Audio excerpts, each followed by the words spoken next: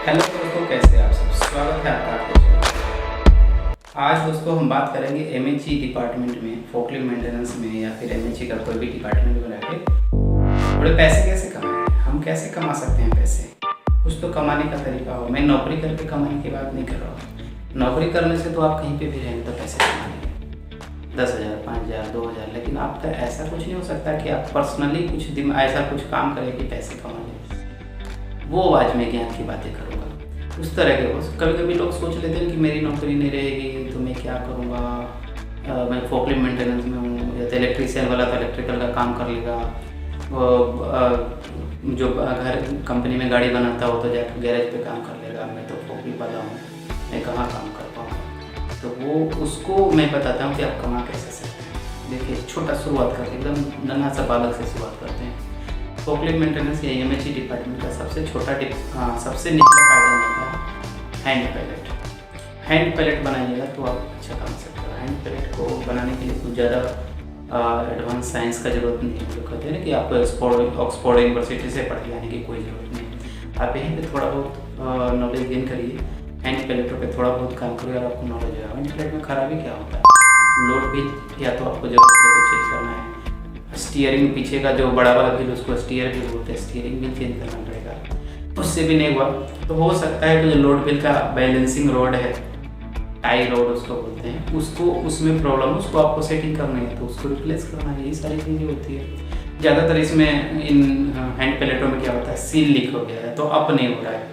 वो सारी चीज़ों में आपको ज़रूरत पड़ता है काम करने का, और उन्हीं चीज़ों के लिए लोगों को ज़रूरत पड़ती है हैंड पैलेट रिपेयर करने की। सीट रिप्लेस करना दीजिए, साइज का सीट भी जनरली समझिए कि 24-26 का 18-26 का सील रहता है। ये मेन पिस्टन जो आप पंप वाला पिस्टन जो रहता है उसकी बात कर रहा हूँ।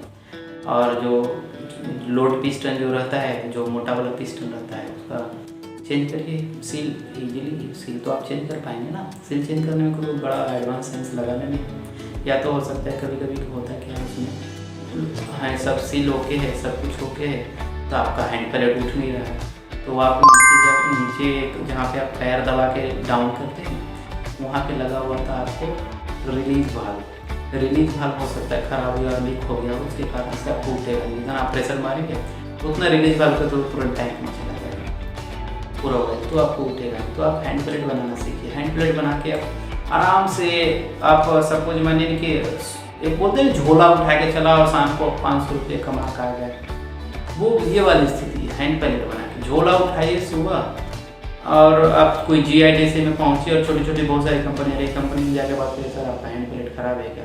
मैं ये गिर के काम करने वाली बात नहीं, इसको दिल पे मत लीजिए, इसको सीरियसली लीजिए। यार देखिए ना, ठेला पे जो पानी पूरी बेचता है ना, आपसे ज़्यादा कमाता है। आप जॉब करके 15,000 कमाते हैं, 20,000 कमाते हैं, 30,000 कमाते हैं, 40,000, 50,000, आपसे ज़्यादा 50-60,000 तो शाम में 2 घंटे 3 घंटे 4 घंटे का पानी पूरी बेच के कमा लेता है। वो पानी पूरी बेच के प्लेट भी धोता है, उसमें बाद में उसको प्लेट हो सकता है स्टील वाला प्लेट यूज करते तो धोना पड़े। तो वो चीज़ें हैं। तो काम करने में शर्म मत महसूस करिए, झोला उठाइए और कोई भी GIDC, कोई भी इंडस्ट्रियल डेवलपमेंट कॉर्पोरेशन, UPSIDC हुआ, GIDC हुआ, MIDC हुआ, कोई भी कहीं भी जाइए जहाँ पे ज़्यादा कंपनियाँ हैं, छोटी बड़ी मिला के उस एरिया में जाइए। और कंपनियों को, छोटी कंपनी तो आपको आराम से अंदर जाने देगी। हम पूछे सर आपका कोई हैंड पैलेट खराब है तो उसको रिपेयर कर सकता हूँ, तो 100% मैं बता रहा हूँ, जहाँ पे हैंड पैलेट की बात आप बोलेंगे हाँ खराब है ना, खराब है, बोलेगा हाँ ये देखो कर सकते हो, तो उसको पहले हाँ सर कर दूंगा, लेकिन एक हैंड पैलेट का आपको 500 रुपया चार्ज लगेगा हमारा काम का, बाकी रिपेयरिंग का तो बोलेगा 500 तो दूंगा नहीं, मैं 500 दूंगा तो फिर क्या। हर कोई आपको करेगा ये बार्गेनिंग करेगा ही। तो आप 200-300 तक तो सेट होना ही है। छोटी कंपनी में बहुत बार्गेनिंग होता है, 200-300 तक तो सेट होना ही है। अब 200-300 रुपये एक हैंड पैलेट की आप बना लिए, 5 हैंड पैलेट भी रिपेयर किए तो समझिए कि 1,000-1,200 रुपये तो आपके ऐसे हो गया। हालांकि चलो 5 हैंड पैलेट मिलेगा, 2 तो मिलेगा, पूरे दिन भर के 2 हैंड पैलेट तो मिलेगा, 600 रुपये तो आप कमा पाओगे। 3 हैंड पैलेट मिलेगा, 200 रुपये के हिसाब से हैंड पैलेट रिपेयर करोगे, 600 रुपये तो आप कमा पाओगे शाम में, 100% कमा पाओगे। एक दिन 600 कमाओगे, एक दिन दूसरे दिन 200 कमाओगे, तीसरे दिन हो सकता है कि 1,000 भी कमाओगे। ये 100% कमा रही है। मैं सिर्फ रिपेयरिंग करके आपको कमाने की बात कर रहा हूँ। उसमें रिपेयरिंग करते टाइम उसमें मटेरियल भी डलेगा, सील डलेगा, लोड बिल डलेगा, स्टीयरिंग बिल डलेगा, सर्कलिप डलेगा, हो सकता है कि आपका हैंडल का पिन डलेगा। तो ये सारी चीज़ों का आपके पास मटेरियल होना चाहिए। या फिर लोकल मार्केट में कहीं से आपको कांटेक्ट रखना पड़ेगा कि भाई मेरे को मटेरियल आएगा तो थोड़ा सस्ते में देना, मैं वहाँ से थोड़ा एडजस्ट करूँगा कि 50 रुपये लिया कोई मटेरियल, वहाँ में जाके 55 रुपये में देंगे, 5 रुपये का वो भी बेनिफिट है। तो ये सारी चीज़ें, मैं सिर्फ मटेरियल से कमाने की बात नहीं कर रहा हूँ। मटेरियल से तो चलो जितना होगा वो तो अलग चीज़ है, लेकिन आप रिपेयर करके इतने कमा सकते हो। डेली के 500 मतलब महीने का 15,000 सही मायने में है ना, सही चीज़ होता है। मिनिमम की बात बोल रहा हूँ, गया गुजरात कमाएंगे ना तो महीने के 15,000 कमाएंगे। चलो काट पीट दिया, बाइक का खर्चा काट दिया, 500 रुपये करते नहीं 5,000 करते, 10,000 आपके पॉकेट में आएंगे।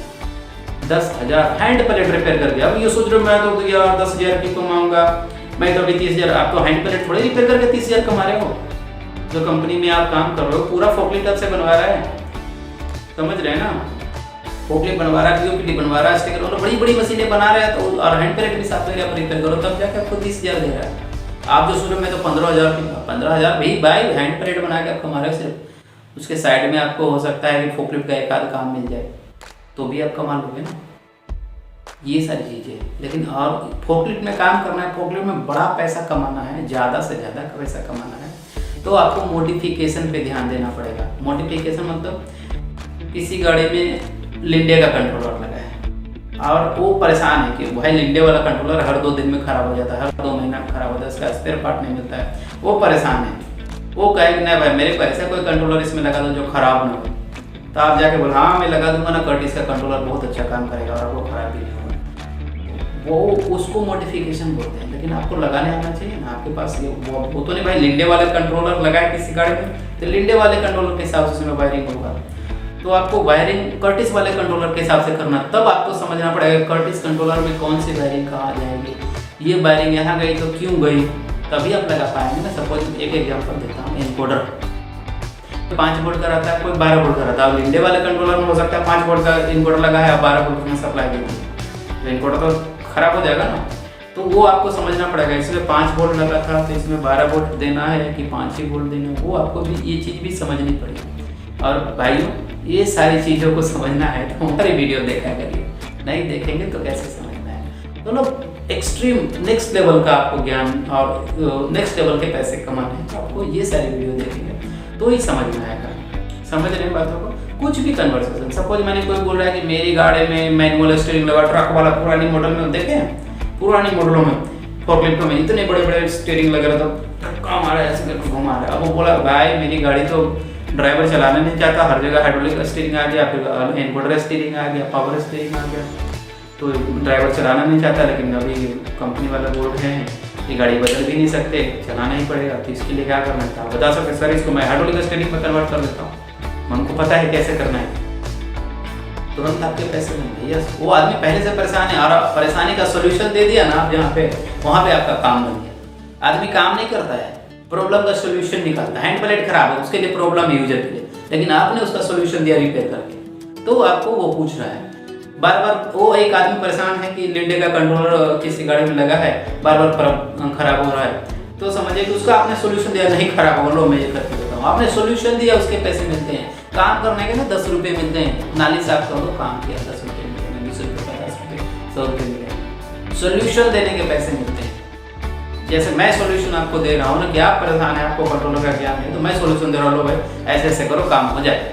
ये सोल्यूशन देना पैसा है। मैं घर पे बैठ के आपको बता रहा हूँ, कुछ नहीं कर रहा हूँ, घर बैठे बता रहा हूँ, सोल्यूशन देने के पैसे मिलते हैं, समझ गए। तो आप सोल्यूशन दे कीजिए हर जगह, जैसे आप हाइड्रोलिक स्टीयरिंग में कन्वर्ट करिए या फिर किसी जगह और किसी तरह का प्रॉब्लम है। लोग परेशान हैं, रिवॉल्विंग लाइट लगाना है, फ्लैशिंग लाइट पता है गाड़ी में ऊपर लगा ब्लिंक कलर की, वो सब कुछ अलग तरह की लाइटें आपको लगानी है। या फिर किसी जगह पे ऐसा काम होता है फोकलिफ्ट में कि वो अलग तरह का लाइट या अलग तरह का हॉर्न लगाने की जरूरत है, तो आप उसको सजेस्ट करिए भाई ये लगा लो, बड़ा अच्छा हो जाएगा। फिर आपको ये वाला एक्सीडेंटल वाला मैटर नहीं रहेगा कि और लोग भी चलाना पसंद करेंगे गाड़ी को। तो सॉल्यूशन दीजिए और पैसे कमाइए। ये बहुत बड़ा निंजा टेक्निक नहीं है। आप हर जगह फोकलिफ्ट मतलब समझते हैं, इलेक्ट्रिक फोकलिफ्ट में यदि आपने काम कर लिया ना इलेक्ट्रिक फोकलिफ्ट में, तो नेक्स्ट 5 से 10 साल के बाद ना आपको सिर्फ इलेक्ट्रिक ही मिलेगा। और जो इलेक्ट्रिक फोकलिफ्ट में आप काम करेंगे ना, तो वो इलेक्ट्रिक फोकलिफ्ट आज नेक्स्ट अभी जो बन रहा है इलेक्ट्रिक गाड़ियाँ, जैसे कोई भी गाड़ी इलेक्ट्रिक गाड़ी भी जो बन रहा है, वो इलेक्ट्रिक फोकलिफ्ट और इलेक्ट्रिक गाड़ी एकदम सेम है, बिल्कुल सेम है। फोकलिफ्ट में खाली एक्स्ट्रा लगा हुआ हाइड्रोलिक सिस्टम, समझे, गाड़ी में हाइड्रोलिक सिस्टम सिर्फ नहीं रहेगा, बाकी सब सेम है। और आप वो कर रहे हैं तो कल को जैसे बोल रहे हैं ना भी गाड़ियाँ बना रहे हैं तो कल को गैरेज में काम कर लेंगे, ये कर लेंगे, वो कर, सही बातें कर लेंगे।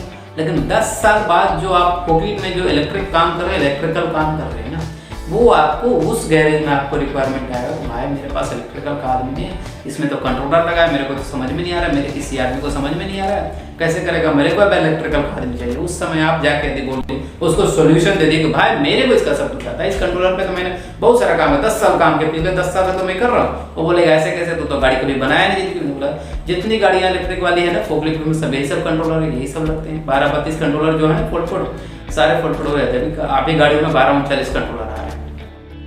चलो आपका कंट्रोलर 12-39 12-32 नहीं मैच कर रहा, चाइनीज कंट्रोलर लगा, लेकिन आपको इतना तो मैं एक्सेलेरेटर पोर्ट जो है वो तो कॉमन है ना सबके लिए, ब्रेक पोर्ट जो लगा वो तो कॉमन है ना, फॉरवर्ड रिवर्स गियर वो तो कॉमन है ना सब में, तो आप तुरंत कैच करेंगे उन चीज़ों को। और जो लोग कभी उस पर काम ही नहीं किया उन चीज़ों पे, जो सिर्फ इंजन निकाला, इंजन डाला, इंजन का गियर फॉरवर्ड रिवर्स गियर बनाया है, इंजन जो इंजन वाला गाड़ी होता है उसमें forward reverse gear, manual shifting ऐसा होता है, ऑटो शिफ्टिंग, ऑटोमेटिक गियर भी होता है, ऑटो ट्रांसमिशन वाले में वो चीज़ें किया तो इसको कंट्रोलर वाले में समझ में नहीं आएगा क्या फिर हो क्या। 32 नंबर का फॉल्ट कोड आया तो क्या करूँ, 36 नंबर का फॉल्ट कोड आया क्या करूँ, उसको समझ में नहीं आएगा। आपको आएगा, आप जाके बोले मेरे पास सोल्यूशन है इसका, समझ रहे हैं ना। तो वो चीज़ें समझिए, चीज़ों को समझिए और सोल्यूशन देना शुरू करिए। हाँ, लेकिन सोल्यूशन आदमी कब आपको पूछेगा, किसी के पास, मान लीजिए किसी कंपनी में एक आदमी किसी मशीन पे काम कर रहा है, चलो मान लेते हैं फोकलिफ्ट पे काम कर रहा है, और वो फोकलिफ्ट पे काम तो कर रहा है 10 साल से, लेकिन आज के डेट में कुछ ऐसा प्रॉब्लम आया है, सपोज मैंने कंट्रोलर में फॉल्ट कोड 42 नंबर का है, उस कंपनी में जितने लोग हैं उसको समझ में नहीं आ रहा है। कैसे भी एक दिन आप गए और बता रहे नहीं मेरे को तो समझ में आ रहा है 42 का फॉल्ट कोड मैं तो ठीक कर दूंगा, समझे, वहीं पे होता है आपको चौपा बनाना। हाँ लाओ मैं ठीक कर देता हूँ, मतलब जो किसी को समझ में पता नहीं है वो आपको पता है ना, वहाँ पे आपकी वैल्यू बढ़ जाती है। तो किसी से प्रॉब्लम सॉल्व नहीं हो रहा, वो आपसे हो रहा है, तो वहाँ पे आपकी वैल्यू बढ़ जाती है, तो आप जाके वहाँ पे सोल्यूशन दे सकते हैं और पैसे कमा सकते हैं। पैसे इससे कमाया जाता है यार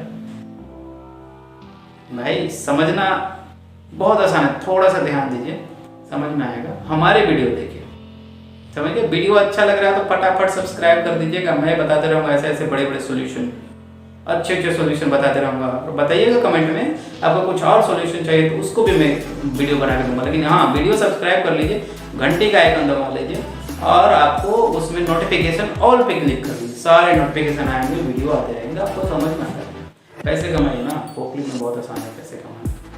क्या होगा, बहुत लंबा वीडियो हो रहा है इसलिए आज वीडियो यहीं पे क्लोज करते हैं। तो ज्ञान की बातें हो गई, आज टेक्निकल बातें मैंने नहीं की।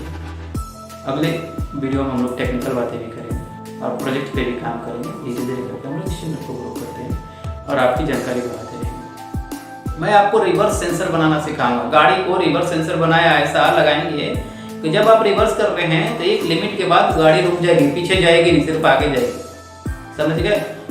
नहीं, रिवर्स सेंसर ऐसा बनाएंगे कि गाड़ी यदि रिवर्स कर रहा है, जितने डिस्टेंस पे सेट करेंगे उतने डिस्टेंस पे गाड़ी रुक जाएगी, पीछे नहीं जाएगी, आगे जाएगी, मतलब गाड़ी रुकेगी। अच्छा सोल्यूशन है ना, घर बैठे कुछ नहीं, कहीं नहीं जाना, घर बैठे मैं सिखाऊंगा आपको और बहुत ज़्यादा खर्च भी नहीं। लोग उधर कहीं से रिवर्स सेंसर आप पता करिए, बोला 17,000 का दूंगा, 20,000 का दूंगा, 24,000 का रिवर्स सेंसर हमारी कंपनी देती है, ऐसे बोलेंगे लोग। भाई मैं 200 रुपये में सिखा दूँ, 500 रुपये में अच्छा वाला रिवर्स सेंसर मैं बना दूँ, क्या बोलते हैं, ये सोल्यूशन बने रहिए। चैनल पे सब्सक्राइब कर लीजिएगा, अच्छा लगेगा वीडियो तो लाइक कर दीजिएगा। कुछ ऐसा दिमाग में खुजली हो रहा है बताने का हमको, खुजली जो है वो आप कमेंट में डाल दीजिए, उस खुजली पे हम काम करेंगे, ठीक है। आज के वीडियो में इतना ही। जय हिंद, जय भारत, मिलते हैं नेक्स्ट वीडियो।